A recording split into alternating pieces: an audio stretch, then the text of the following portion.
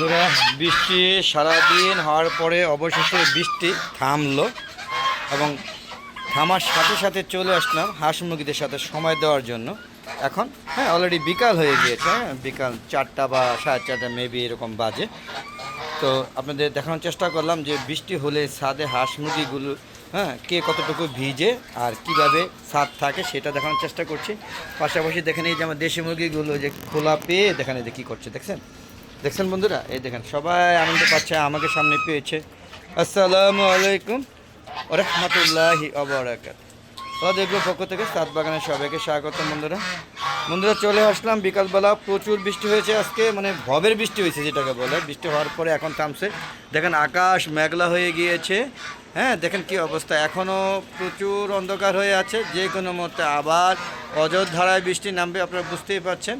এর মধ্যে হাঁস মুরগিগুলোকে অলরেডি খাবার দিব, এই শেষবারের মতো খাবার দিয়ে হাঁস মুরগিগুলো নিয়ে যাবো। তো প্রতিদিন খাবার দিয়ে ভিডিও করি, আজকে খাবার দেওয়ার আগে ভিডিওগুলো করছি।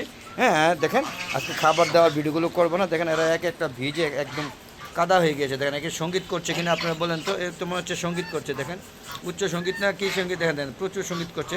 আর রাজহাঁসগুলো দেখেন যা যার মতো তাদের নিজের শরীরগুলোকে বডি ম্যাসেজ করছে। আর একটু দেখি আপনাদের দেখে নিয়ে যাচ্ছে রুমটা।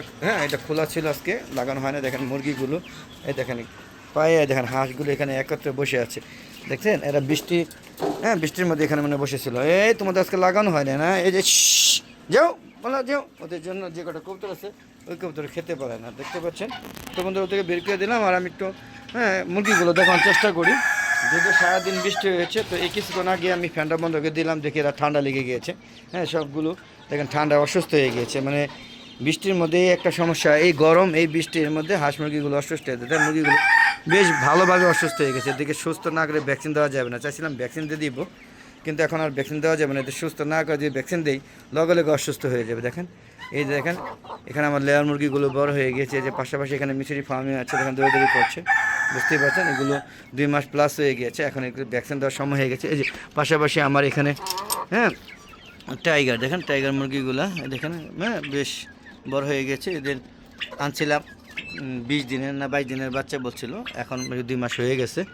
তো এদেরকে ট্রিটমেন্ট মানে কি ভ্যাকসিনটা আগে দিতে হবে। দেখেন এই যে দেখেন দেখতে পাচ্ছেন, ওই যে আমার সিল্কি মুরগি একটু অসুস্থ হয়ে গিয়েছে, ওর ট্রিটমেন্ট চলছে। পাশাপাশি এই 2টা লেয়ার একটু অসুস্থ, তাই আলাদা রাখা হয়েছে হাসপাতাল বানায়া। তো এখন একটু সুস্থ হয়েছে আশা করি।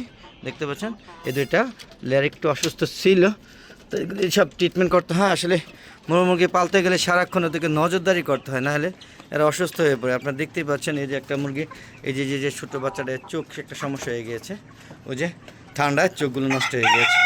এগুলো ভ্যাকসিন চলতেছে, আর ভ্যাকসিন বলে ওষুধ চলতেছে পাশাপাশি, ড্রপ দেওয়া হচ্ছে। দেখে আশা করি সুস্থ হয়ে যাবে। দেখেন এই যে ওখানে গেলে তো দৌড়ে পলা যায়, যে দেখেন দৌড়ি করে ভয় পায়।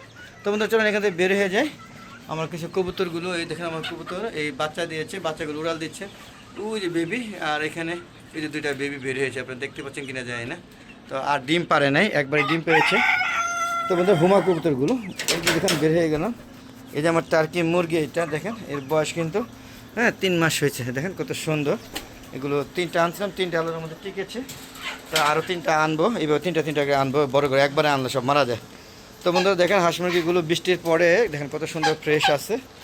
তারপরও বেশগুলো ভিজে গেছে। যে চীনা হাঁসগুলো, আসলে চীনা হাঁস বৃষ্টির পানি খুব একটা পছন্দ করে না, রাজহাঁস আবার পানির মধ্যে খুবই আনন্দ করে। চীনা হাঁস কিন্তু দেখেন বৃষ্টিতে ভিজে একাকার হয়ে আছেন, দেখতে পাচ্ছেন বন্ধুরা।